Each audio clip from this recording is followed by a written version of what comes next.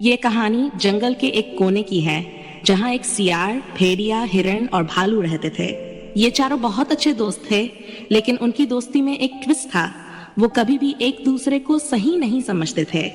ये दोस्ती केवल मजाक, शरारत और कभी कभी थोड़ा सा उलझन भरी होती थी। एक दिन जंगल में एक बड़ा हंगामा मच गया।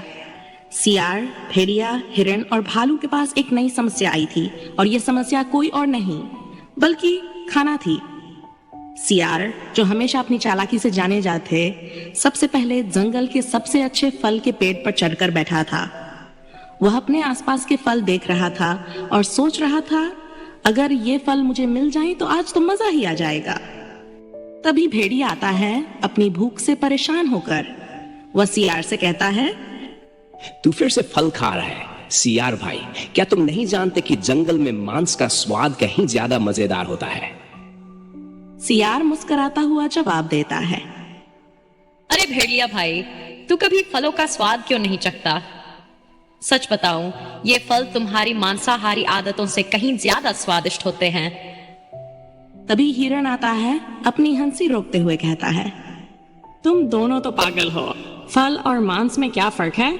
जंगल में सबसे ज्यादा मजा तो दौड़ने और कूदने में आता है। सियार और भेड़िया एक दूसरे को देखने लगे और फिर भालू आया। भालू ने दोनों को देखकर कहा, क्या तुम लोग फिर से लड़ रहे हो? हम सब अलग अलग हैं और सबकी पसंद भी अलग है, तो क्यों ना एक दूसरे की पसंद का सम्मान करें। सियार ने कहा, तुम ठीक कह रहे हो भालू भाई, लेकिन मुझे लगता है कि आज हमें एक मजेदार तरीका ढूंढना चाहिए जिससे सबका पेट भर जाए और हम एक साथ मजे करें।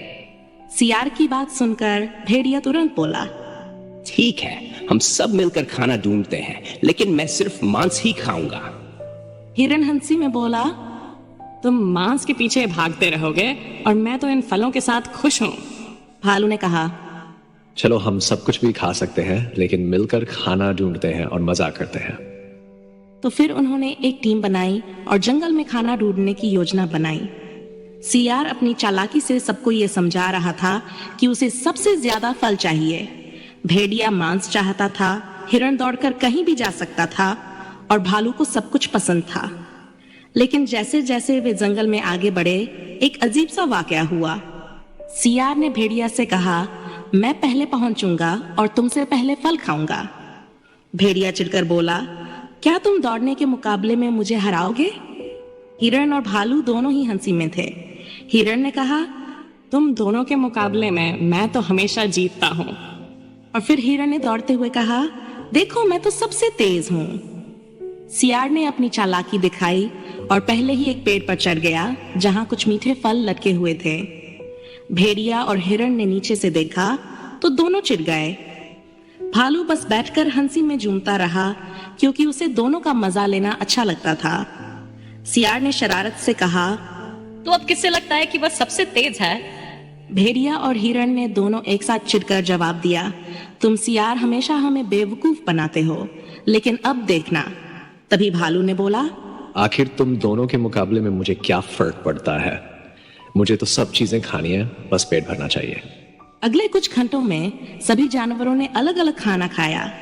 सियार ने फल खाए, भेड़िया ने मांस की खोज की, हिरण ने दौड़ते हुए ताजे पत्ते खाए और भालू ने सब कुछ खा लिया।